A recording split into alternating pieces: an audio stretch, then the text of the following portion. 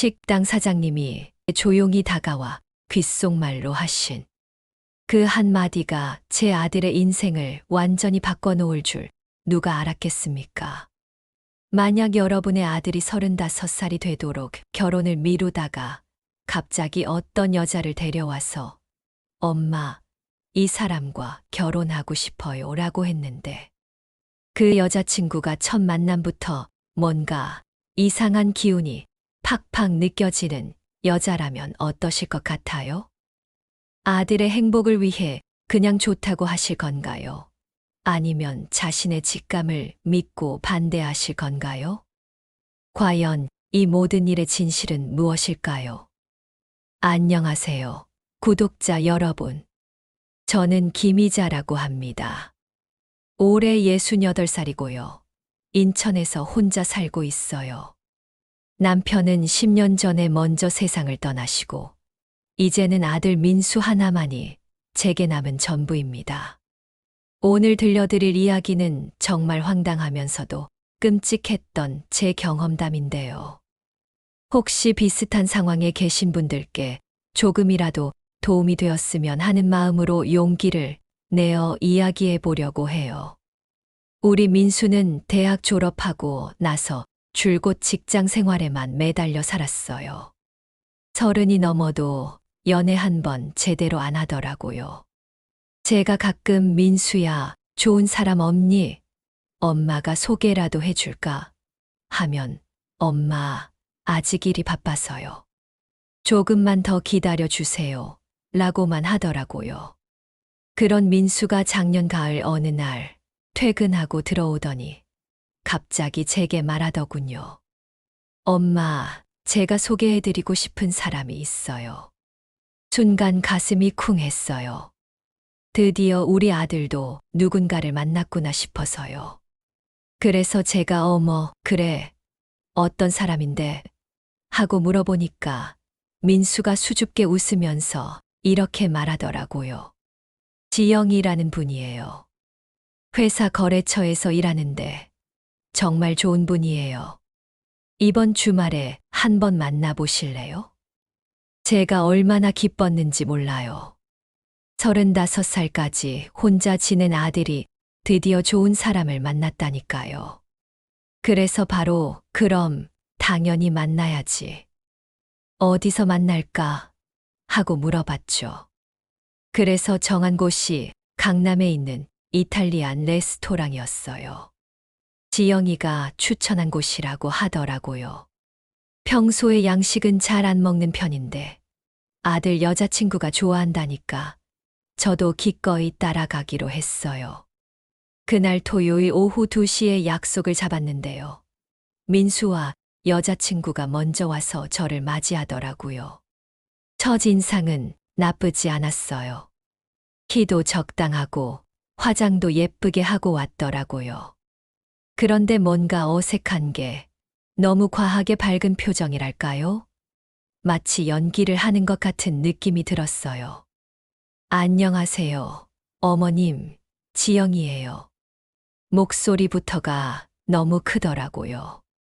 식당 안이 조용했는데 갑자기 큰 소리로 인사를 하니까 다른 손님들이 다 쳐다보더라고요. 저는 좀 당황스러웠지만 그래도 웃으면서 어서 와요. 만나서 반가워요. 하고 인사했어요. 자리에 앉자마자 지영이가 말을 쏟아내기 시작했어요. 어머님, 민수 오빠가 어머님 이야기를 정말 많이 했어요. 혼자서 민수 오빠를 이렇게 훌륭하게 키우셨다면서요. 정말 존경스러워요. 말은 예쁘게 하는데 왜인지 진심이 느껴지지 않더라고요. 마치 외워온 대사를 하는 것 같았어요. 그리고 계속 어머님, 어머님 하면서 과도하게 친근하게 굴더라고요.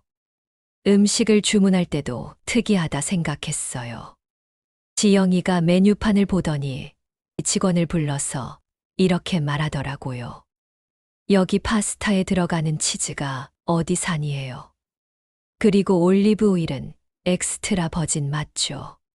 직원이 당황하면서 설명을 해주는데도 계속 이것저것 따지더라고요.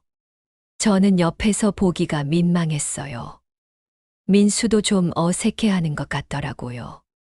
음식이 나와서 먹는 동안에도 지영이는 계속 말을 했어요. 어머님, 저희 어머니께서 꼭 한번 뵙고 싶다고 하시거든요. 다음에 정식으로 상견례도 해야죠. 너무 성급하다는 생각이 들었어요. 처음 만난 자리에서 벌써 상견례 이야기를 하다니요. 하지만 민수가 좋아하는 모습을 보니까 제가 뭐라고 할 수도 없더라고요. 그런데 정말 이상한 일이 벌어졌어요. 민수가 잠시 화장실 간다며 자리를 비운 이후에 지영이가 파스타를 먹다가 직원을 불렀어요. 여기요. 이 파스타 너무 짜지 않아요? 다시 해주세요.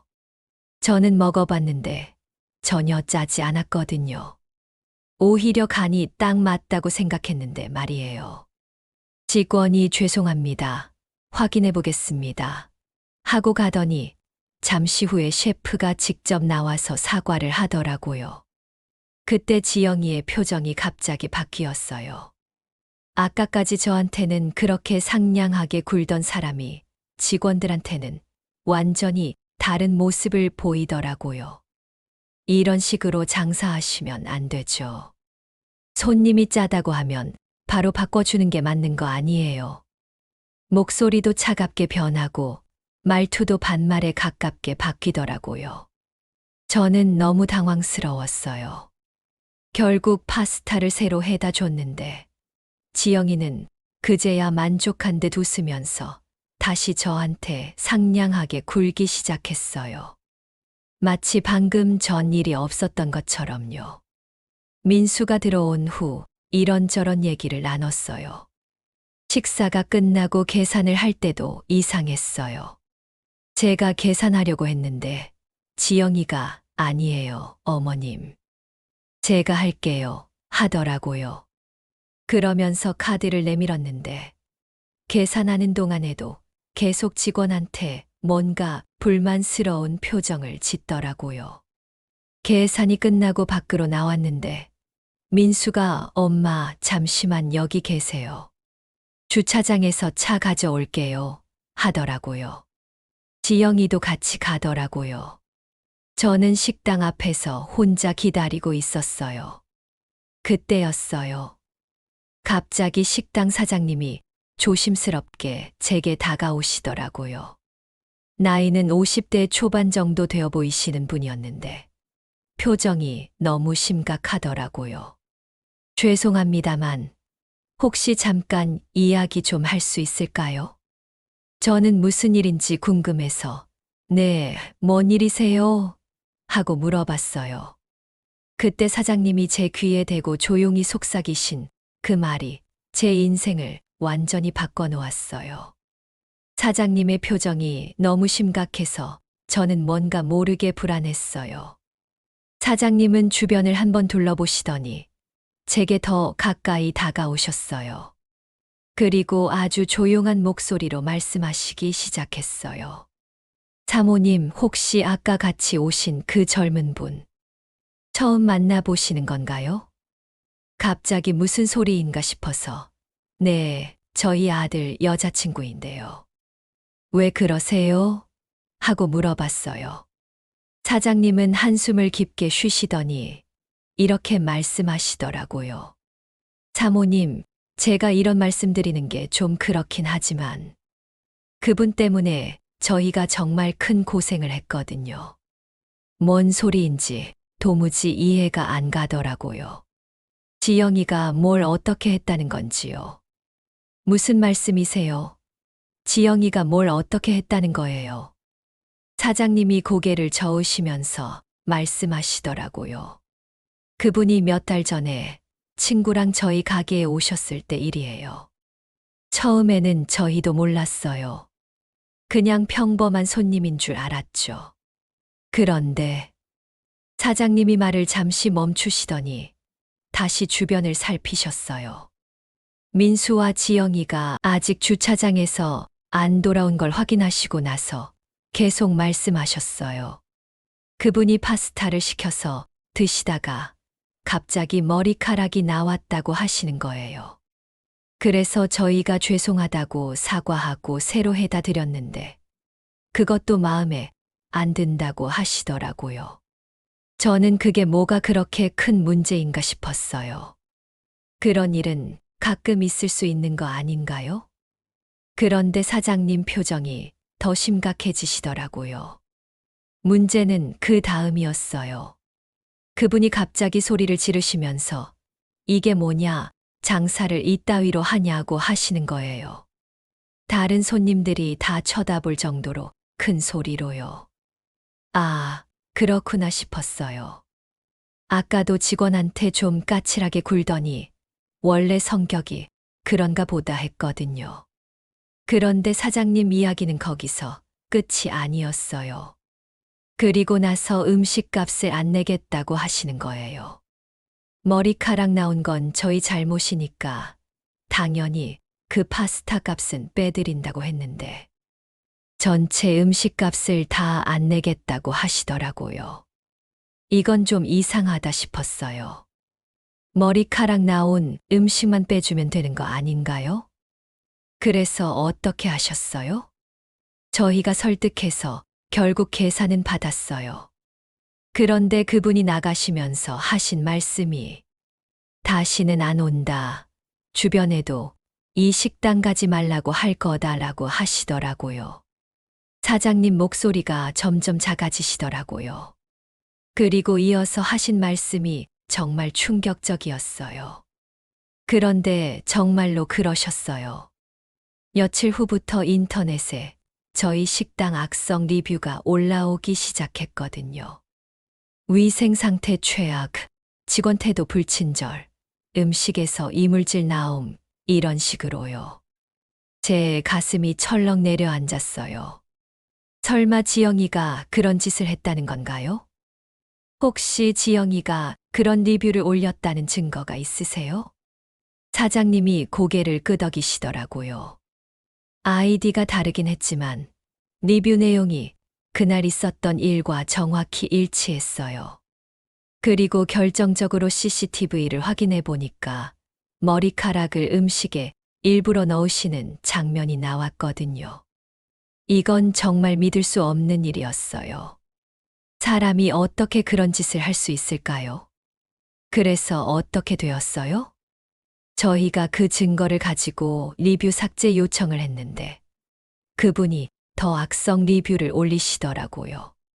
결국 시청에서 나와서 조사까지 받았어요. 다행히 CCTV 증거가 있어서 저희는 문제 없다고 나왔지만 그동안 손님이 확 줄었거든요. 사장님 말씀을 듣고 있으니까 머리가 띵했어요. 아까 제가 본 지영이의 모습이 자꾸 떠올랐거든요. 직원한테 까칠하게 굴던 모습, 파스타가 짜다고 바꿔달라고 했던 일. 사장님, 혹시 다른 분들도 그런 피해를 당하셨나요? 사장님이 주변을 다시 한번 살피시더니 목소리를 더 낮추셨어요. 이 근처 식당 사장들끼리는 서로 아는 사이거든요. 알고 보니까 저희만 당한 게 아니더라고요. 옆 블록에 있는 일식집, 그 앞에 카페. 거의 비슷한 수법으로 피해를 당했다고 하더라고요. 제 손이 부들부들 떨리기 시작했어요. 설마 우리 민수가 그런 사람과 사귀고 있다는 건가요? 사장님, 정말 확실한 거예요? 혹시 다른 사람과 헷갈리시는 건 아니고요? 사장님이 고개를 천천히 저으시더라고요. 사모님, 제가 20년 넘게 식당 일을 해왔거든요. 손님 얼굴은 웬만하면 기억해요. 특히 그런 일 겪고 나면 더더욱 잊을 수가 없죠. 그때 멀리서 민수 목소리가 들렸어요. 엄마, 차 가져왔어요. 사장님이 재빨리 제게 말씀하셨어요. 사모님, 제가 이런 말씀 드려서 죄송해요. 하지만 사모님과 아드님은 좋은 분 같으셔서 알려드리는 거예요. 조심하세요.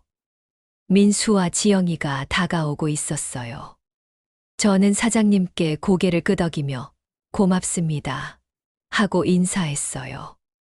어머님, 뭐 이야기하고 계셨어요? 지영이가 밝게 웃으면서 물어보더라고요. 아까와는 또 다른 모습이었어요. 직원들한테 보여준 차가운 표정은 온데간데 없고 다시 상냥한 얼굴로 돌아와 있었거든요. 아, 별거 아니야. 음식이 맛있었다고 인사했지. 저는 애써 평정심을 유지하려고 했어요. 하지만 머릿속은 복잡했어요. 사장님 말이 사실이라면 우리 민수는 지금 어떤 사람과 사귀고 있는 건가요? 차 안에서 돌아오는 내내 저는 대화에 집중할 수가 없었어요. 민수는 지영이 이야기를 하면서 좋아했고, 지영이는 계속 저한테 상냥하게 굴었어요. 하지만 저는 사장님이 해주신 말씀이 자꾸 머릿속에서 맴돌았어요. 인천 집으로 돌아오는 길이 이렇게 길게 느껴진 적이 없었어요. 차창 밖 풍경을 보면서 계속 생각했어요. 과연 사장님 말이 진실일까? 아니면 다른 사람과 헷갈리신 걸까? 하지만 제 마음 한구석에서는 뭔가 불길한 예감이 계속 맴돌고 있었어요. 집에 돌아온 후에도 식당 사장님 말씀이 계속 머릿속에서 맴돌았어요. 정말 지영이가 그런 사람일까? 아니면 다른 사람과 헷갈리신 걸까? 하지만 사장님이 그렇게 확신하면서 말씀하시는데 거짓말일 리는 없을 것 같더라고요. 그로부터 며칠 후 민수가 퇴근하고 들어오더니 저에게 말하더라고요. 엄마, 지영이 부모님께서 정식으로 상견례를 하자고 하세요. 이번 주 일요일 어떠세요? 제 마음이 복잡해졌어요. 아들이 좋아하는 모습을 보니까 기쁘기도 하고 또 한편으로는 식당 사장님 말씀이 자꾸 떠올라서 불안하기도 하고 그랬어요. 그래, 어디서 만나기로 했는데. 강남에 있는 한정식집이요.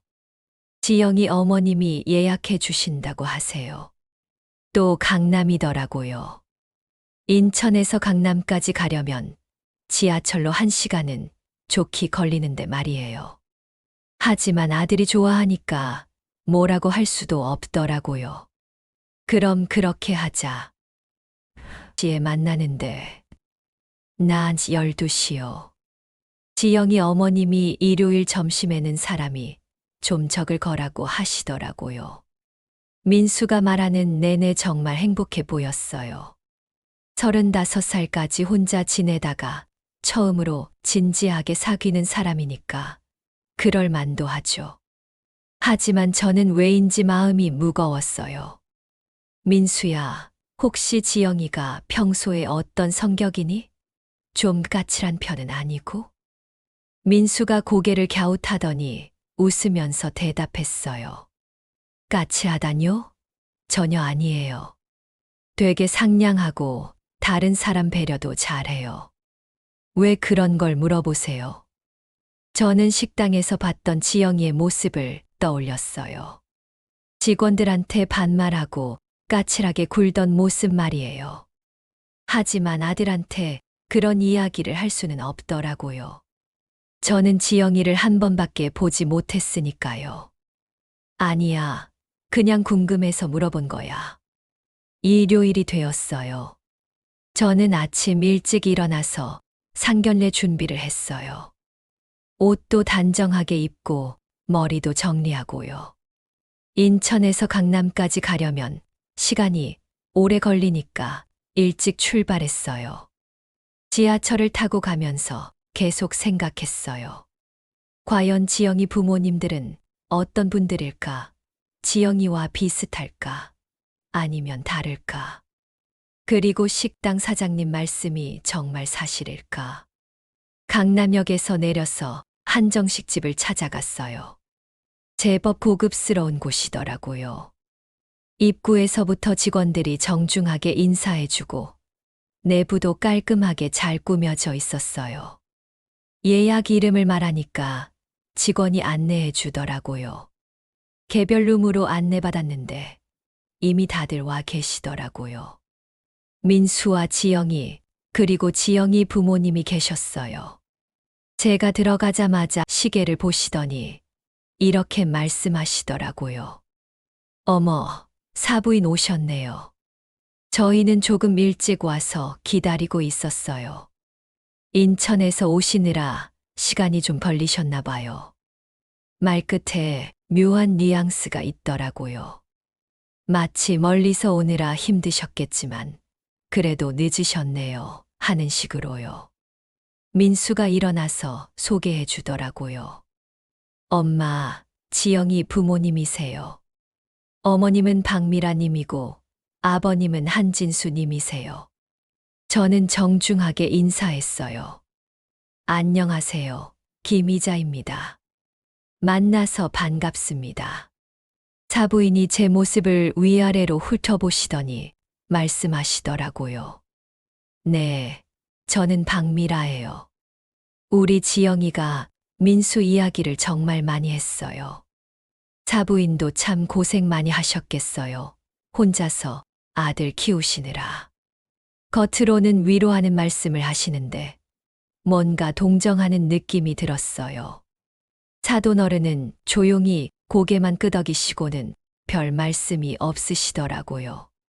인사만 간단히 하시고는 계속 조용히 계시더라고요. 자리에 앉으니까 사부인의 첫인상이 압도적이었어요. 키가 크시고 화장도 진하게 하셨고 온몸에 명품으로 도배하고 계시더라고요. 가방도 명품, 구두도 명품, 심지어 손목 시계까지 반짝반짝 빛나더라고요. 사부인 한정식 자주 드세요? 아, 인천에는 이런 고급 한정식 집이 별로 없죠. 또 그런 식으로 말씀하시더라고요. 은근히 인천을 깎아내리시면서요. 가끔 먹어봤어요. 맛있는 집들이 꽤 있거든요. 아, 그래요? 저희는 이런 곳을 자주 이용해요. 서울에는 정말 좋은 곳들이 많거든요. 메뉴를 보시더니 직원을 부르시더라고요. 여기 가장 좋은 코스로 주세요. 가격은 상관없어요. 그러면서 저를 쳐다보시더니 이렇게 말씀하시더라고요. 사부인도 괜찮으시죠? 좋은 날인데 제대로 대접해야죠. 뭔가 자신이 경제적으로 여유가 있다는 걸 과시하시는 것 같았어요. 음식이 나오기 시작했어요. 정말 고급스럽게 나오더라고요. 하나하나 정성스럽게 만든 티가 났어요. 그런데 사부인이 음식을 보시더니 또 직원을 부르시더라고요. 여기요. 이 나물 좀 더 가져다 주세요. 그리고 김치는 좀 더 신 걸로 바꿔주시고요. 직원이 네, 알겠습니다. 하고 가더니 새로 가져다 줬어요. 그런데 사부인은 그것도 마음에 안 드시는지 계속 이것저것 바꿔달라고 하시더라고요. 저는 옆에서 보기가 민망했어요. 음식도 충분히 맛있는데 왜 자꾸 바꿔달라고 하시는지 모르겠더라고요. 사돈어른은 계속 말없이 드시기만 하시더라고요. 부인이 그렇게 직원들한테 까칠하게 구는데도 아무 말씀을 안 하시더라고요. 사부인 평소에 외식을 자주 하시나 봐요? 제가 화제를 돌려보려고 물어봤어요. 네, 저희는 집에서 요리 잘 안 해요. 귀찮거든요. 대신 좋은 곳에서 먹는 걸 좋아해요. 특히 서울에는 맛있는 집이 정말 많잖아요. 인천은 좀 선택의 여지가 별로 없죠. 또 그런 식으로 말씀하시더라고요. 제가 인천에 사는 걸 자꾸 언급하면서 은근히 깎아내리시는 것 같았어요. 식사를 하면서 이런저런 이야기를 나눴는데 사부인은 계속 자신의 경제적 여유를 과시하시더라고요. 저희 지영이는 어릴 때부터 좋은 환경에서 키웠거든요.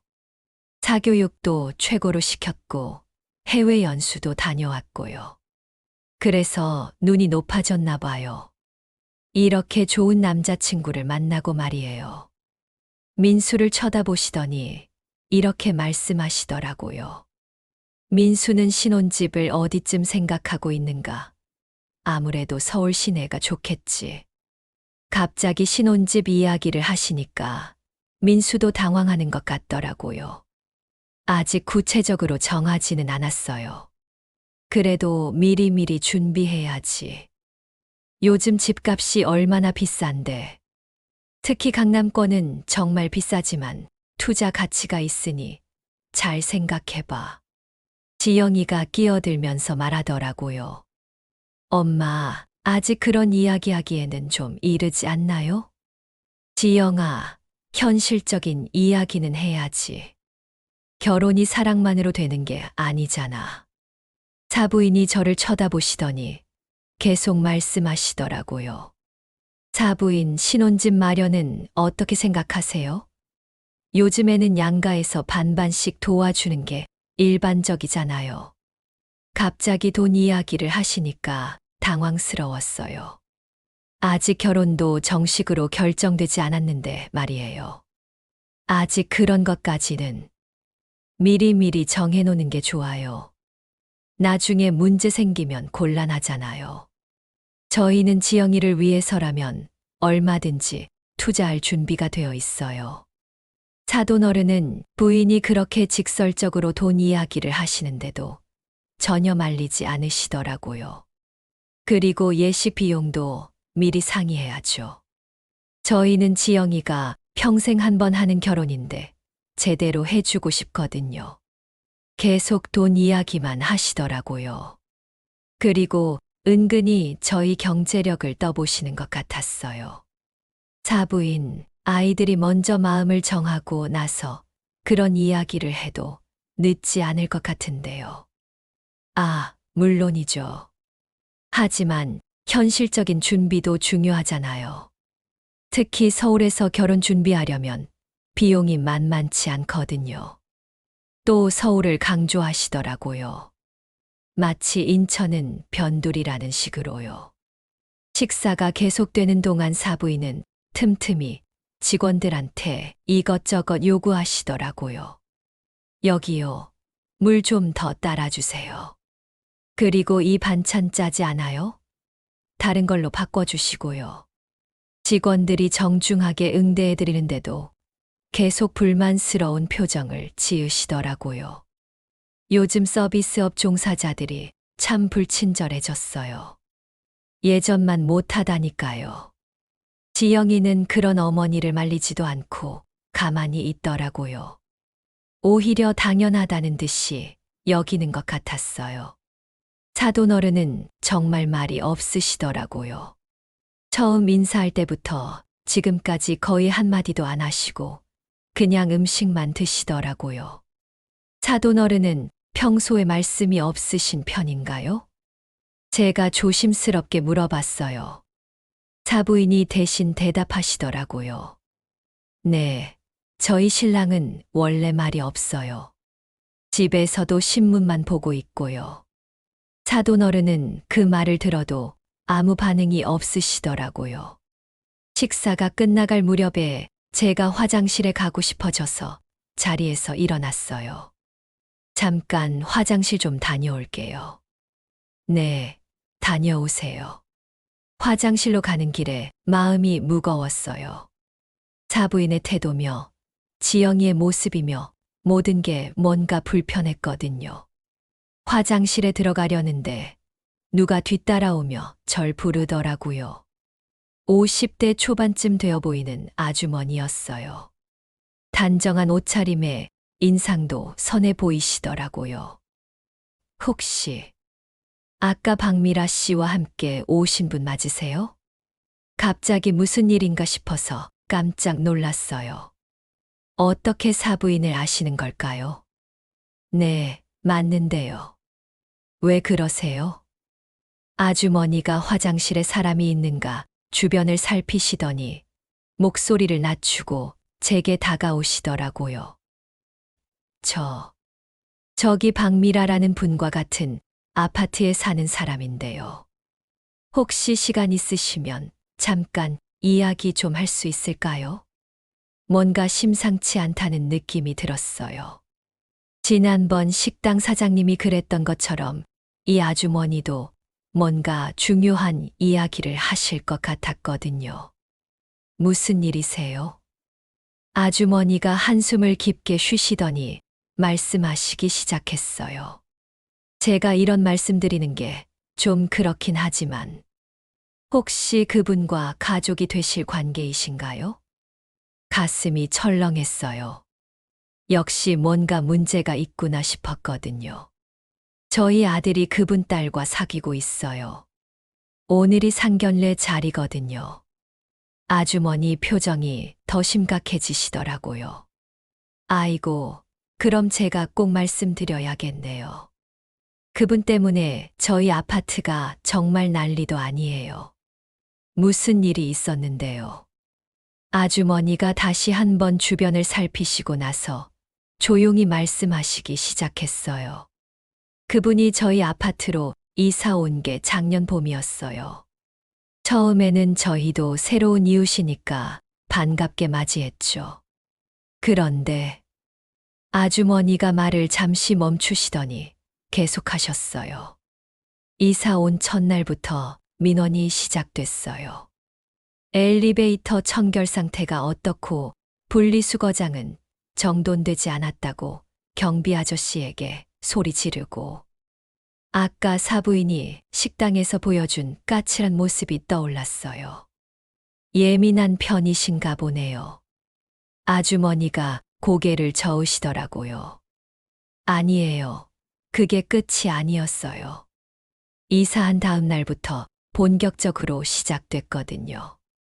위층에서 발소리가 크다고 밤에 올라가서 항의하고 옆집 아이가 피아노 연습한다고 소음 민원 넣고 문제는 그분이 항의하는 방식이에요. 처음에는 정중하게 부탁하는 줄 알았는데 알고 보니까 반말의 고성이더라고요. 이건 좀 심각한 문제 같았어요. 직접 들으셨어요? 네, 저희 집이 바로 옆이거든요. 목소리가 워낙 크셔서 다 들려요. 야, 너희 집 애 좀 조용히 시켜. 내가 낮에 일하고 와서 쉬는데 무슨 피아노를 저녁에 쳐. 이런 식으로 소리 지르시더라고요. 아주머니 목소리가 점점 작아지시더라고요. 그뿐만 아니에요. 관리사무소 직원들한테는 더 심해요. 관리소장님이 몇 번이나 바뀌었거든요. 관리소장님이 바뀌었다고요? 네, 그분이 관리사무소에 가서 소리 지르고 욕하고 관리소장님이 견디다 못해서 그만두셨어요. 그 후에 새로 온 분도 한 달 만에 그만두시고요. 이건 정말 믿을 수 없는 일이었어요. 아파트 관리소장님을 그만두게 만들다니요. 무슨 일로 그렇게 화를 내셨는데요. 별거 아닌 일들이에요. 택배함이 고장 났다고 당장 고쳐달라고 하고 주차장 청소가 안 됐다고 혼내고 심지어는 엘리베이터가 조금 늦게 와도 관리사무소 탓이라고 하시더라고요. 아주머니가 한숨을 쉬시더니 계속 말씀하셨어요. 그리고 아파트 주민들끼리도 계속 트러블을 일으키세요. 주차 문제로 다른 집들과 싸우고 분리수거 날짜 틀렸다고 다른 집 문 앞에 가서 따지고 분리수거로도 싸우신다고요? 네, 한 번은 아래층에서 분리수거를 하루 일찍 내놨다고 해서 직접 가져다가 그 집 문 앞에 던져 놓으셨어요. 그것도 새벽에요. 정말 상식적으로 이해가 안 되는 행동이었어요. 그래서 아래층 분들은 어떻게 하셨어요? 처음에는 사과하시더라고요. 그런데 그분이 앞으로 이런 일 없도록 조심하라고 윽박지르시더라고요. 마치 자기가 아파트 관리소장이라도 되는 것처럼요. 아주머니 목소리에 분노가 섞여 있더라고요. 한 번은 정말 어이없는 일이 있었어요.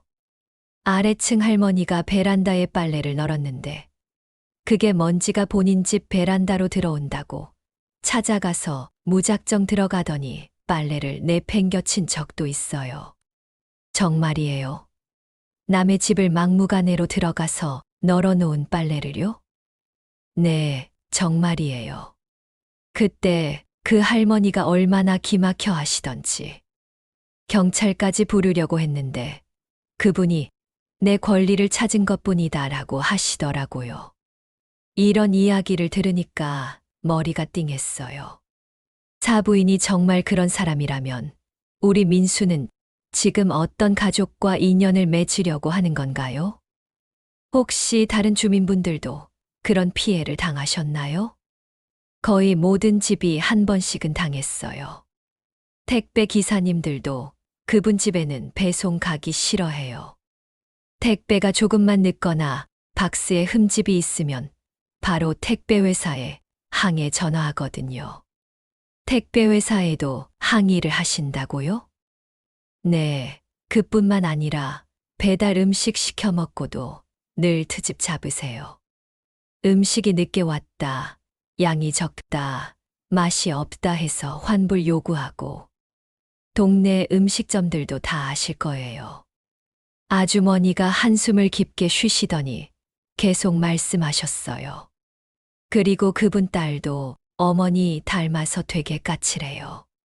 엘리베이터에서 마주쳐도 인사도 안 하고 어린 아이들이 엘리베이터를 기다리면서 웃고 떠들면 째려보고 지영이까지 그렇다니 정말 충격이었어요.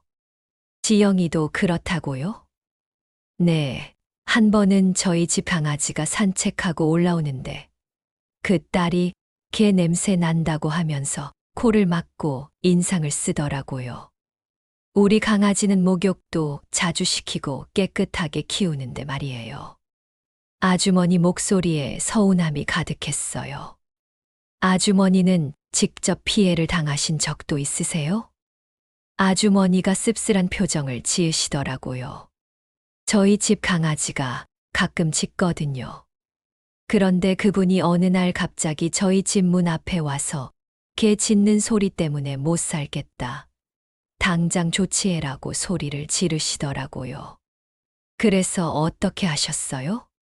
저희가 최대한 조심시키겠다고 사과했는데도 며칠 동안 계속 와서 항의하시더라고요. 나중에는 관리사무소에 개 키우는 거 금지시켜라고 민원을 넣으셨어요. 그런 민원이 받아들여지나요? 다행히 관리규약에는 반려동물 금지 조항이 없어서 안 됐지만 그 후로도 계속 괴롭히셨어요. 저희가 강아지 산책시킬 때마다 나와서 뭐라고 하시고 정말 상식적으로 이해가 안 되는 행동이었어요. 혹시 아파트 주민회의 같은 데서 문제가 제기된 적은 없나요? 있었어요. 작년 말에 임시 주민회의까지 열렸거든요. 그분 때문에 아파트 분위기가 너무 안 좋아졌다고요. 그래서 어떻게 됐어요? 그분이 회의에 나와서 나는 내 권리를 찾은 것뿐이다. 너희들이 비상식적으로 사는 거다라고 하시더라고요. 그리고 회의 중에도 다른 주민들한테 소리 지르고 아주머니가 고개를 절레절레 흔드시더라고요. 결국 회의는 아무 소득도 없이 끝났어요. 그 후로는 아무도 그분한테 뭐라고 안 해요. 무서워서요. 무섭다고요? 네, 그분이 화나면 정말 무서워요. 얼굴이 돌변하면서 소리 지르고 욕하고 한 번은 관리사무소 직원한테 물건을 집어던진 적도 있어요. 이 정도면 정말 심각한 문제였어요. 그런 일이 있었는데 왜 경찰에 신고하지 않으셨어요? 신고했어요. 그런데 그분이 경찰 와서도 내가 뭘 잘못했냐, 이런 식으로 사는 놈들이 문제다라고 하시더라고요. 경찰관도 황당해 하시더라고요. 아주머니가 한숨을 깊게 내쉬더니 계속 말씀하셨어요. 그리고 그분 남편분도 문제예요. 부인이 그렇게 해도 전혀 말리지 않으시거든요. 오히려 뒤에서 부추기시는 것 같아요. 사돈어른도 그렇다니 정말 가족이 다 그런 모양이더라고요. 사돈어른도 그러신다고요? 네, 겉으로는 말이 없으시지만 부인이 다른 집들과 싸울 때 뒤에서 거들어 주시더라고요. 한 번은 주차 문제로 다툴 때 나와서 우리 마누라 말이 맞다고 하시더라고요. 정말 가족이 다 문제인 것 같았어요. 혹시 최근에도 그런 일들이 계속 있나요? 네, 요즘도 계속이에요. 지난달에는 새로 이사 온 집 때문에 또 난리가 났어요. 이사 오는 날 차량이 잠깐 주차했다고 관리사무소에 신고하고 그 집벨 누르고 가서 따지고 아주머니 목소리가 더 작아지시더라고요. 요즘에는 아파트 커뮤니티에서 그분 이야기가 나오면 다들 한숨부터 쉬어요. 또 무슨 일이냐 하면서요. 아파트 커뮤니티에서도 소문이 났나요? 네, 익명으로 글이 올라와요. 몇 동 몇 호 주민 때문에 못 살겠다는 식으로요. 다들 누구 이야기인지 뻔히 알죠. 그때 화장실 문이 열리면서 누군가 들어오는 소리가 났어요.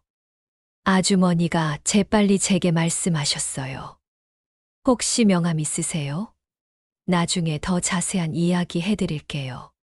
저는 급하게 휴대폰 번호를 적어서 건네드렸어요. 아주머니도 당신 번호를 적어서 주시더라고요. 꼭 연락드릴게요. 그분들 정말 조심하세요. 특히 결혼 같은 큰일은 신중하게 생각해 보세요. 아주머니가 먼저 나가시고 저는 잠시 후에 나왔어요. 화장실에서 나와서 룸으로 돌아가는 길에 머릿속이 복잡했어요. 아주머니가 해주신 이야기들이 자꾸 머릿속에서 맴돌았거든요. 사부인이 정말 그런 사람이라면, 그리고 지영이까지 그렇다면, 룸 문을 열고 들어가니까 모두 저를 쳐다보시더라고요. 사부인 뭐 하셨어요? 오래 걸리시네요. 사부인이 물어보시더라고요. 아, 잠시 전화 통화를 하느라. 죄송해요. 오래 기다리셨죠. 제가 자리에 앉자마자 민수가 웃으면서 말하더라고요. 엄마, 저희가 결혼 준비 이야기하고 있었어요. 지영이가 예전부터 결혼하고 싶었던 예식장이 있다고 하네요. 사부인이 끼어들면서 말씀하시더라고요. 결혼 준비는 미리미리 해야 해요. 특히 예식장은 좋은 곳은 1년 전에 예약해야 하거든요. 서울에 있는 유명한 예식장들은 더더욱 그래요. 또 서울을 강조하시더라고요. 네, 아이들이 결혼하는 거니 아이들이 원하는 대로 해야죠. 잘 준비해봐, 민수야. 분위기가 점점 어색해지더라고요. 저는 화장실에서 들은 이야기가 자꾸 머릿속에서 맴돌았어요. 아주머니가 말씀하신 사부인의 모습과 지금 제 앞에 앉아 계신 분이 같은 사람이라는 게 믿어지지 않았어요. 하지만 식당에서도 직원들한테 까칠하게 구시는 모습을 봤고, 오늘도 계속 직원들한테 이것저것 바꿔달라고 하시는 걸 보니까 아주머니 말씀이 거짓일 리는 없을 것 같더라고요. 식사가 끝나고 계산할 때도 사부인이 영수증을 꼼꼼히 확인하시더라고요. 여기 서비스 차지가 왜 이렇게 비싸죠? 그리고 이 항목은 뭐예요? 직원이 정중하게 설명해 드리는데도 계속 따지시더라고요. 요즘 음식점들이 이런 식으로 바가지 씌우나 봐요. 사부인도 나중에 계산하실 때 꼼꼼히 확인해 보세요. 저는 또 민망했어요. 직원이 충분히 친절하게 설명해 주시는데 왜 자꾸 따지시는지 모르겠더라고요. 민수와 지영이가 차를 가지러 가고 저는 사부인, 사돈어른과 함께 차를 기다리고 있었어요. 사부인, 우리 지영이가 어릴 때부터 좋은 것만 보고 자랐거든요. 그래서 눈이 좀 높을 수도 있어요. 이해해 주세요. 당연히 이해하죠. 저는 애들만 행복하면 돼요. 맞아요. 그래서 결혼해서도 좋은 환경에서 살게 해주고 싶거든요. 민수도 분명 이해해 줄 거예요. 민수와 지영이가 차를 가져왔고 사돈댁은 지영이 차에 올라타기 전에 말씀하셨어요. 사부인, 오늘 정말 즐거웠어요. 앞으로 자주 만나요. 그리고 결혼 준비도 함께 상의하면서 해요. 사돈어른은 끝까지 별 말씀이 없으시더라고요. 그냥 고개만 살짝 끄덕이시며 조심히 가세요. 하시더니 차에 타셨어요. 지영이 차가 출발하고 저는 민수 차를 탔어요. 민수는 설레는지 신나서 이것저것 말을 하는데 저는 머릿속이 복잡했어요. 화장실에서 만난 아주머니 이야기와 사부인이 보여준 모습들이 계속 겹쳐졌거든요. 과연 민수에게 이 모든 이야기를 해야 할까요? 아니면 좀 더 지켜봐야 할까요? 하지만 아주머니 말씀이 사실이라면 민수가 그런 가족과 결혼하게 되는 건 정말 큰 문제가 될 것 같았어요. 인천 집에 도착할 때까지 내내 고민이었어요. 어떻게 해야 할까요? 한편으로는 걱정도 됐어요. 혹시 민수가 제 말을 믿지 않으면 어떡하지? 아니면 오히려 화를 내면 어떡하지? 35살까지 혼자 지내다가 처음으로 진지하게 사귀는 사람인데 엄마가 반대한다고 하면 상처받을 수도 있잖아요. 그래도 모른 척할 수는 없더라고요. 제 아들이 그런 사람들과 가족이 될 수도 있다는 생각을 하니까 가슴이 답답했어요. 민수는 얼굴에 환한 미소를 띠고 있더라고요. 상견례가 잘 되었다고 생각하는 것 같았어요. 엄마, 오늘 어떠셨어요? 지영이 부모님 괜찮으시죠? 특히 어머님이 엄마한테 잘해주시지 않았어요? 민수가 그렇게 기대에 찬 눈으로 저를 바라보니까 뭐라고 말해야 할지 모르겠더라고요. 글쎄, 어떻게 말해야 할까? 왜요? 혹시 마음에 안 드시는 게 있으셨어요? 어머님이 좀 직설적이시긴 하지만 나쁜 분은 아니세요. 민수 표정이 조금 걱정스럽게 변하더라고요. 제가 부정적인 반응을 보일까봐 불안해하는 것 같았어요. 저는 조심스럽게 입을 열었어요. 민수야, 엄마가 하는 말 차분히 들어볼 수 있겠니? 중요한 이야기야. 네, 말씀하세요. 무슨 일이에요? 오늘 상견례 자리에서 좀 이상한 일이 있었어. 민수가 의자에 앉으면서 제 쪽으로 몸을 기울였어요. 화장실에서 한 아주머니를 만났는데 그분이 사부인과 같은 아파트에 산다고 하시더라고. 네, 정말요? 응. 그런데 그 아주머니가 해주신 이야기가 저는 화장실에서 만난 아주머니가 해주신 이야기를 차근차근 설명했어요. 사부인이 아파트에서 어떤 행동들을 했는지, 그분 때문에 관리소장님이 몇 번이나 바뀌었는지, 다른 주민들을 어떻게 괴롭혔는지. 이야기를 듣는 민수의 표정이 점점 굳어지더라고요. 처음에는 믿을 수 없다는 표정이었는데 점점 당황스러워 하더라고요. 엄마, 그게 정말이에요? 혹시 그 아주머니가 어머님을 다른 사람과 헷갈리신 건 아니고요? 민수야, 그 아주머니가 굳이 거짓말할 이유가 뭐가 있겠니? 나한테 뭔 원한이 있는 것도 아니고 처음 보는 사이인데. 그리고 지난번 식당에서도 지영이가 직원들한테 어떻게 굴었는지 엄마가 직접 봤어. 지영이가 민수가 자리를 비운 사이에 했던 행동들에 대해 말했어요. 민수가 고개를 저으면서 말하더라고요. 그건 그냥 음식이 마음에 안 들어서 그런 거 아니에요? 손님이 불만을 표현할 수도 있는 거잖아요. 그리고 지영이는 평소에 정말 상냥해요. 민수야, 엄마 말을 끝까지 들어봐. 오늘도 사부인이 직원들한테 계속 이것저것 바꿔달라고 하시더라. 그리고 인천을 자꾸 무시하는 식으로 말씀하시고. 인천에는 이런 고급 한정식 집이 별로 없죠. 이런 식으로. 민수 얼굴이 붉어지더니 벌떡 일어났어요. 엄마, 지금 뭐 하시는 거예요?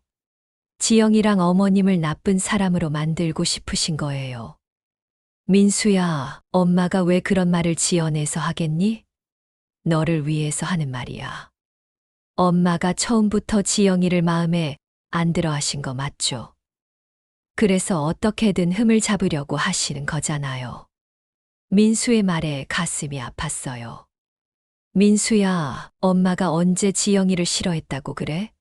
엄마는 단지 너를 위해서. 엄마도 요즘 나이 들면서 다른 사람들 험담하는 거 좋아하시는 거 아니에요. 모르는 아주머니가 하는 말을 그대로 믿으시고. 이건 정말 너무한 말이었어요. 제가 언제 남 험담하는 걸 좋아했다고 하는 건가요? 평생 그런 말 들어본 적이 없는데. 민수야, 엄마한테 그런 식으로 말하는 거니? 엄마가 언제 남 험담하는 걸 좋아했다고 그래. 죄송해요. 하지만 엄마 말씀이 너무 이상해요. 지영이는 정말 착한 사람이에요. 어머님도 저한테는 항상 친절하게 대해주시고요. 민수야, 사람은 상황에 따라 다른 모습을 보일 수 있어. 너한테만 좋게 보이는 걸 수도 있잖아. 특히 결혼을 염두에 두고 있으면 더더욱 그럴 수 있고. 민수가 고개를 저으면서 말하더라고요. 엄마, 제발 그런 말씀 하지 마세요. 지영이는 진짜 좋은 사람이에요. 제가 1년 가까이 지켜본 건데요. 그리고 어머님도 좋은 분이세요. 민수야, 그럼 엄마가 거짓말한다는 거니? 그 아주머니도 거짓말하고? 아니요, 그런 게 아니라. 혹시 오해가 있었던 건 아닐까요? 아니면 그 아주머니가 뭔가 착각하셨거나요? 민수가 완강하게 지영이 편을 들더라고요. 사랑에 눈이 멀면 이렇게 되는 건가 싶었어요. 그날 밤 민수는 저와 거의 말을 하지 않았어요. 저녁을 먹으면서도 밥만 먹더니 방으로 들어가 버렸어요. 다음 날도 마찬가지였어요. 아침에 다녀오겠습니다. 하고 인사만 하고 나가더라고요. 퇴근하고 와서도 다녀왔습니다. 한마디만 하고는 곧바로 방으로 들어가더라고요. 며칠 동안 이런 상태가 계속됐어요. 집안 분위기가 너무 어색하더라고요. 민수는 저와 눈도 안 마주치려고 하고 꼭 필요한 말이 아니면 아예 입을 열지도 않더라고요. 제 마음도 편치 않았어요. 혹시 제가 너무 성급하게 말한 건 아닐까? 아니면 정말 그 아주머니가 착각하신 건 아닐까? 하지만 아주머니가 그렇게 구체적으로 말씀해 주시는데 거짓말일 리는 없을 것 같았어요. 그리고 제가 직접 본 것들도 있잖아요. 지영이가 식당에서 직원들한테 보여준 태도, 사부인이 오늘 상견례 자리에서 보여준 모습들. 분명히 뭔가 문제가 있다는 걸 느꼈거든요. 하지만 민수는 그런 제 말을 전혀 믿으려고 하지 않더라고요. 오히려 제가 지영이를 질투해서 그런다고 생각하는 것 같았어요. 일주일 정도 그런 상태로 지내고 있는데 민수가 어느 날 저녁에 조심스럽게 말하더라고요. 엄마, 지영이가 내일 저녁에 집에 와서 같이 저녁 먹자고 하는데 괜찮을까요? 제 마음은 복잡했어요. 한편으로는 지영이를 더 자세히 관찰해 볼 수 있는 기회라는 생각이 들었고, 또 한편으로는 불편할 것 같다는 생각도 들었어요. 그래, 그렇게 해. 정말요. 지영이한테 불편하게 하시면 안 돼요. 엄마가 언제 손님한테 불편하게 했다고 그러니?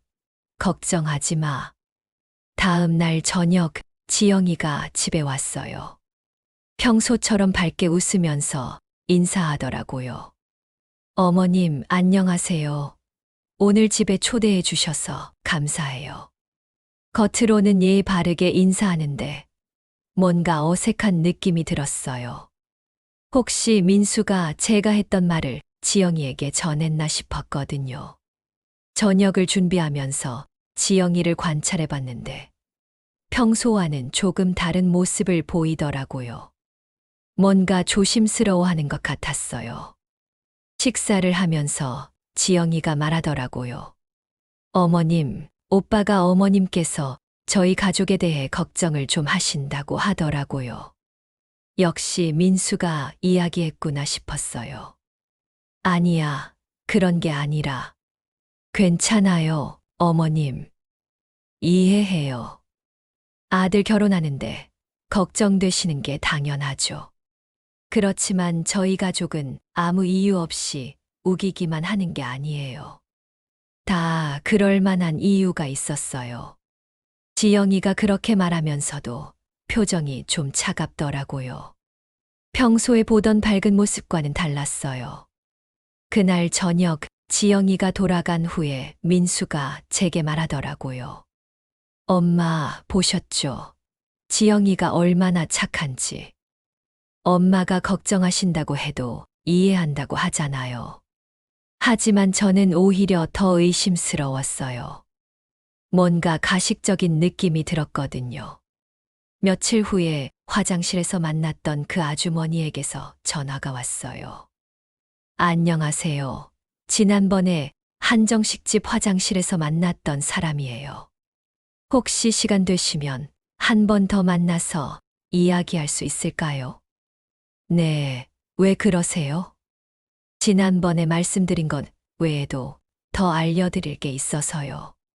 정말 중요한 일 같아서 그냥 넘어갈 수가 없더라고요. 아주머니 목소리가 심각해서 저는 약속을 잡고 만나기로 했어요.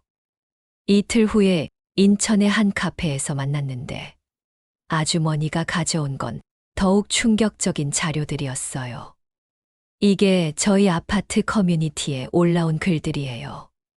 휴대폰으로 보여주시는 글들을 보니까 정말 충격적이었어요. 사부인에 대한 불만 글들이 수십 개나 있더라고요. 몇 동 몇 호 주민 때문에 못 살겠습니다. 관리사무소 직원들이 자꾸 바뀌는 이유. 주차장에서 또 싸움이 났어요. 이런 글들이 거의 다 그분 때문에 올라온 거예요. 정말 그렇게 많이요? 네. 그리고 이것도 보세요. 아주머니가 또 다른 화면을 보여주셨어요. 관리사무소에서 촬영한 CCTV 영상이었어요. 이게 지난달에 찍힌 건데요. 박미라 씨가 관리사무소에서 직원한테 소리 지르는 장면이에요. 영상을 보니까 정말 충격적이더라고요. 사부인이 관리사무소 직원에게 책상을 치면서 소리를 지르고 있었어요. 목소리도 클 뿐만 아니라 손짓까지 격하게 하시더라고요. 이건 뭐 때문에 그러신 거예요? 엘리베이터 수리가 늦어진다고 화를 내신 거예요. 하루 이틀 늦어지는 건데도 내가 불편하게 살라는 거냐고 소리를 지르시더라고요. 이런 영상까지 있다니. 그리고 이것도 보세요. 이건 다른 주민분이 찍으신 건데요. 또 다른 영상에는 사부인이 아파트 주차장에서 다른 주민과 말다툼하는 모습이 나와 있었어요. 이건 주차 문제로 싸우시는 거예요. 상대방이 정해진 구역에 주차했는데도 그 차 때문에 내 차를 빼기 어렵다고 억지를 부리시더라고요. 아주머니가 준비해온 자료는 그뿐만 아니었어요. 이건 택배회사에서 보낸 경고 문자예요. 문자 내용을 보니까 해당 주소지 고객의 과도한 민원으로 인해 배송 서비스 제한을 검토 중이라고 되어 있더라고요. 택배회사에서도 이런 문자를 보낸다고요?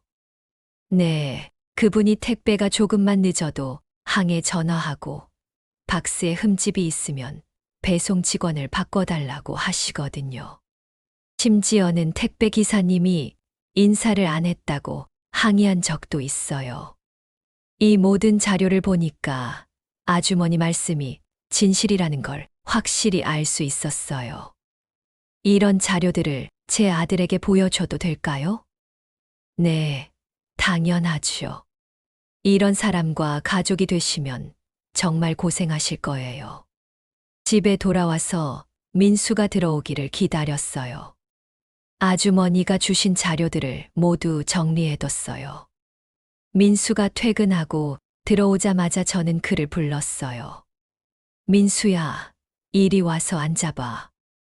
너한테 보여줄 게 있어. 왜요?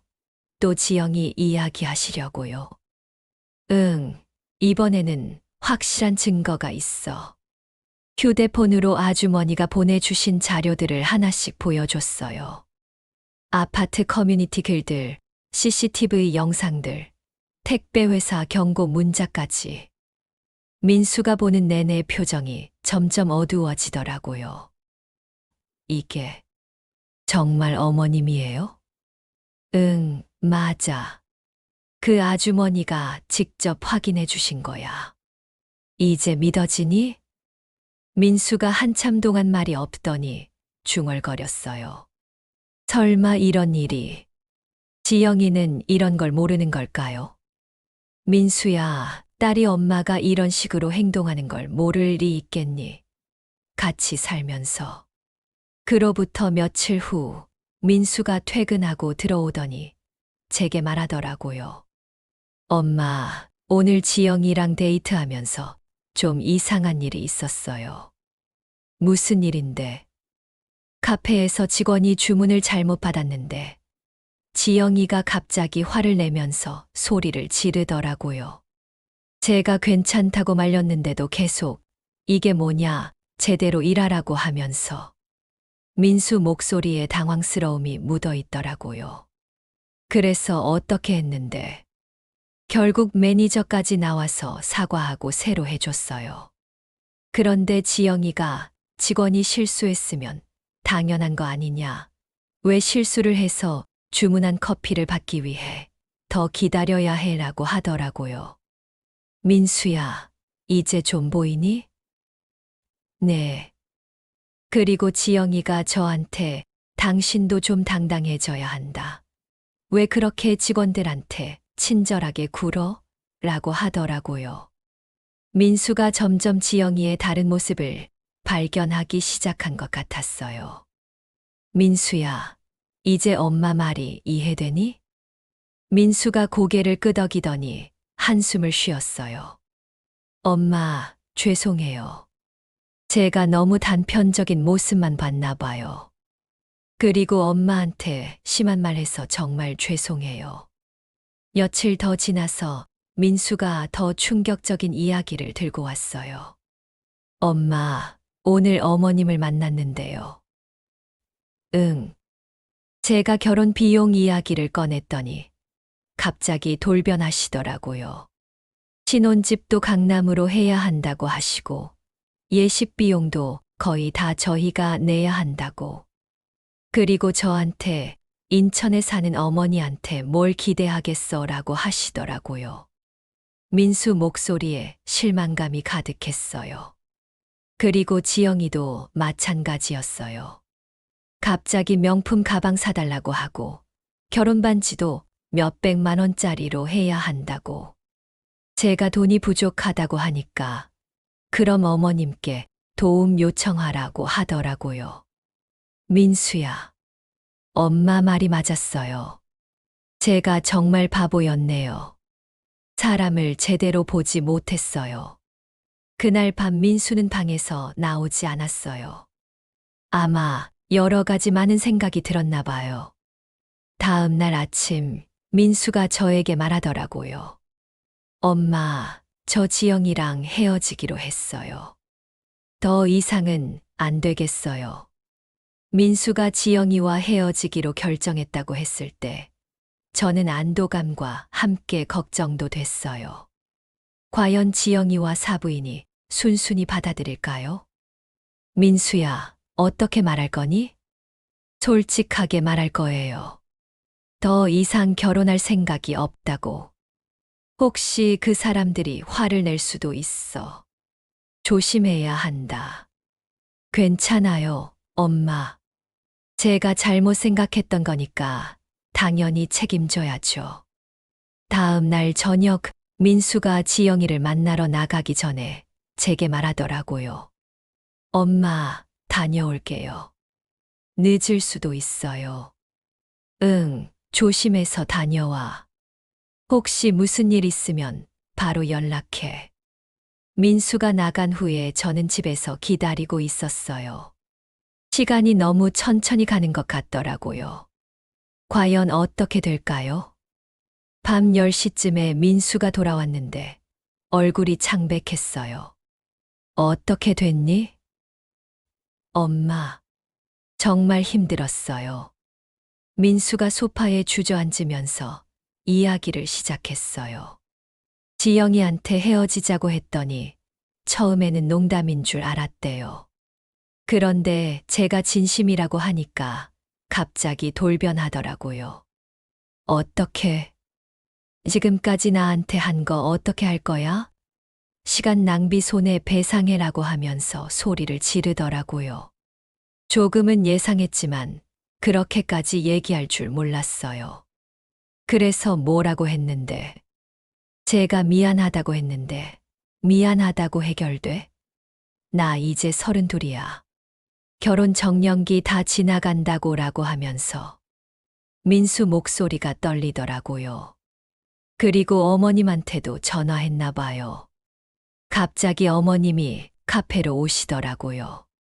사부인이 직접 왔다고? 네, 오시더니 저한테 너 같은 놈이 감히 우리 지영이를 차라고 하시더라고요.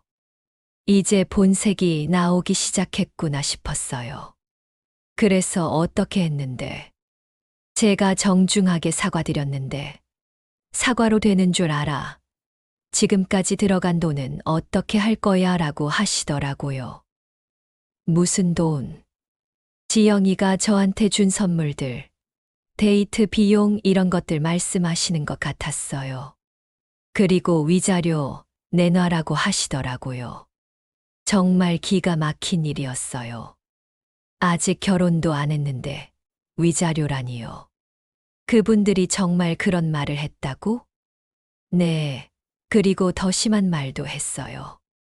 과부인 어머니한테서 뭘 배웠길래 이런 식으로 행동하냐고.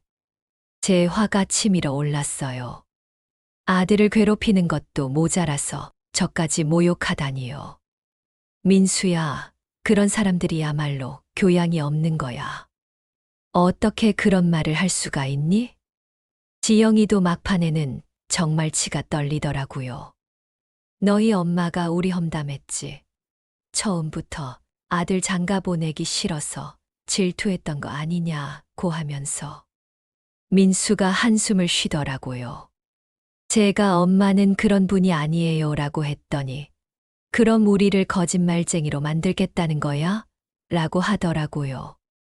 저는 화가 나면서도 한편으로는 다행이라는 생각이 들었어요. 이제 그분들의 진짜 모습이 완전히 드러났으니까요. 다음 날 민수에게 사부인이 또 전화했대요. 민수야, 너 때문에 우리 지영이가 너무 상처받아서 병원에 다니고 있어. 치료비도 필요하고 너가 일방적으로 헤어지자고 한 거니까 위자료도 줘야 하고 최소한 3천만 원은 줘. 민수가 단호하게 거절했대요. 죄송하지만 그럴 수는 없어요. 연애하다가 헤어지는 게 무슨 죄가 되나요? 죄가 안 돼. 사람을 가지고 놀았으면서. 저는 진심으로 사귀었어요. 하지만 결혼하기에는 맞지 않는 것 같아서 헤어진 거예요. 맞지 않다고 뭐가 맞지 않는다는 거야. 결국 사부인이 협박까지 하기 시작했어요. 좋아. 그럼 우리도 할 말이 있어. 내가 지영이한테 한 행동들 다 기록해뒀거든. 인터넷에 올려서 망신시켜 줄 테니까 각오해. 하지만 민수는 더 이상 흔들리지 않았어요. 하고 싶으시면 하세요. 저는 잘못한 게 없으니까요. 그 후로 며칠 동안 지영이와 사부인은 민수에게 계속 연락을 했어요. 문자 메시지로, 전화로, 협박에 가까운 내용들이었어요. 하지만 저희는 더 이상 상대하지 않기로 했어요. 민수가 철저하게 무시했어요. 한 달쯤 지나니까 연락이 뚝 끊어졌어요. 아마 포기한 것 같았어요. 그렇게 시간이 흘러서 1년이 지났어요. 민수는 처음 한두 달은 좀 우울해했지만 점차 밝아지더라고요. 오히려 더 성숙해진 것 같았어요. 엄마, 그때 말씀 안 해주셨으면 큰일 날 뻔했어요. 정말 감사해요. 됐다, 됐어. 이제 다 지난 일이야. 그런 사람들은 다 잊어버리자. 어느 가을날 민수가 퇴근하고 들어와서 수줍게 말하더라고요. 엄마, 제가 소개해드리고 싶은 사람이 있어요. 제 가슴이 다시 두근거렸어요. 또 누군가를 만났구나 싶었거든요. 어떤 사람인데? 소희라는 분이에요. 도서관에서 사서로 일하고요. 정말 좋은 사람이에요. 이번에는 조심스러워하는 민수의 모습이 보였어요. 지난번 일 때문에 더 신중해진 것 같았어요. 그래, 한번 만나볼까? 정말요? 이번 주말에 집에 초대해도 될까요? 토요일 오후에 민수 여자친구가 집에 왔어요. 첫인상부터 지영이와는 완전히 달랐어요. 화장기 없는 수수한 얼굴에 단정하게 묶은 머리, 그리고 맑은 눈빛이 인상적이었어요. 안녕하세요, 어머님. 이소희입니다. 목소리도 차분하고 정중했어요. 지영이처럼 과도하게 밝지도 않고 가식적이지도 않더라고요. 어서 와요, 소희 양. 만나서 반가워요. 자리에 앉아서 이야기를 나누는데 소희의 말투와 행동 하나하나에서 진심이 느껴졌어요. 저희 부모님께서도 어머님께 인사드리고 싶다고 하시는데 언제 시간 되실 때 뵙고 싶다고 하시거든요. 그래요? 좋죠. 언제든지 환영이에요. 소희가 음료수를 마시다가 실수로 테이블에 흘렸는데 재빨리 휴지로 닦으면서 죄송해요, 어머님 하고 사과하더라고요. 그런 작은 행동에서도 다른 사람을 배려하는 마음이 느껴졌어요. 저는 책 읽는 걸 좋아해서 도서관에서 일하게 됐어요. 민수 오빠도 책을 좋아해서 이야기가 잘 통해요. 소희가 자신의 일에 대해 이야기할 때 눈이 반짝이더라고요. 진짜 자신의 일을 사랑하는 사람의 모습이었어요. 저녁을 같이 먹으면서도 소희는 자연스럽게 설거지를 도와주려고 하고 불편할 텐데도 이런저런 이야기를 많이 하더라고요. 소희 양 부모님은 뭘 하신 분들이에요. 아버지는 작은 인쇄소를 운영하시고 어머니는 주부세요. 그렇게 부유하지는 않지만 사랑이 많은 가정에서 자랐어요. 소희가 부모님 이야기를 할 때 얼굴에 떠오르는 존경과 사랑의 표정이 진짜였어요. 지영이처럼 돈 자랑이나 과시 같은 건 전혀 없고 그냥 가족에 대한 순수한 사랑만 느껴졌어요. 저희 부모님께서 항상 말씀하시는 게 사람은 마음이 중요하다고 하세요. 돈이나 외모보다는 서로 배려하고 아껴주는 마음이 더 소중하다고요. 그 말을 듣는 순간 저는 확신했어요. 이 아이야말로 진짜 좋은 사람이구나. 소희가 돌아간 후에 민수가 조심스럽게 물어봤어요. 엄마, 소희 어떠세요? 정말 좋은 아이구나. 너 정말 복 받았다. 민수 얼굴에 환한 미소가 피어났어요. 몇 개월 후에 양가 상견례를 했는데 소희 부모님도 정말 좋은 분들이셨어요. 겸손하고 따뜻하시고 무엇보다 진심으로 저희를 가족으로 받아주시려는 마음이 느껴졌어요. 저희 딸이 부족하지만 잘 부탁드려요. 무슨 말씀이세요? 저야말로 이렇게 좋은 며느리를 얻게 되어서 감사하죠. 지영이 때와는 다르게 이번 상견례는 양가 서로를 존중하고 배려하는 분위기였어요. 작년 봄에 민수와 소희가 결혼했어요. 소박하지만 따뜻한 결혼식이었어요. 화려하지 않아도 진심이 가득한 예식이었어요. 지금은 둘이 인천 작은 아파트에서 행복하게 살고 있어요. 소희가 워낙 착해서 저와도 친딸처럼 지내고 있고요. 얼마 전에는 좋은 소식도 있었어요. 소희가 임신을 했다고 하더라고요. 어머님, 저희가 아기를 가졌어요. 정말 축하한다. 민수와 소희를 보고 있으면 행복하다는 게 느껴져요. 서로를 존중하고 아끼는 모습이 보기 좋아요. 한편 지영이와 박미라 사부인 소식도 가끔 들려와요. 화장실에서 만났던 그 아주머니가 종종 안부 전화를 주시거든요. 그 사람들 여전해요. 요즘에는 더 심해진 것 같아요. 그래요? 지영이도 아직 결혼 못했나 봐요. 박미라 씨가 요즘에는 결혼정보회사 들락거린다는 소문이 있어요. 그렇군요. 그런데 소개받는 남자들이 다 도망간다고 하더라고요. 아마 성격 때문일 거예요. 지금 생각해보니 정말 다행이었어요. 만약 민수가 지영이 같은 사람과 결혼했다면, 그리고 박미라 사부인 같은 악랄한 사돈과 가족이 되었다면 어떻게 됐을까요? 상상만 해도 끔찍해요. 저는 평생 남에게 해 끼치지 않고 착하게 살려고 노력했어요. 민수도 어릴 때부터 다른 사람을 배려하고 예의 바르게 키웠고요. 그런 저희 모자가 그들과 가족이 되면 고생할까봐 하늘에 있는 남편이 저희를 구해준 걸까요? 그래서 결혼 전에 지영이와 박미라 사부인의 진짜 모습을 알 수 있게 된 게 아닐까 싶어요. 만약 그때 식당 사장님과 아주머니를 만나지 못했다면 민수는 지금쯤 얼마나 고생하고 있을까요? 생각만 해도 아찔해요. 사람은 평소에 어떻게 사느냐가 정말 중요한 것 같아요.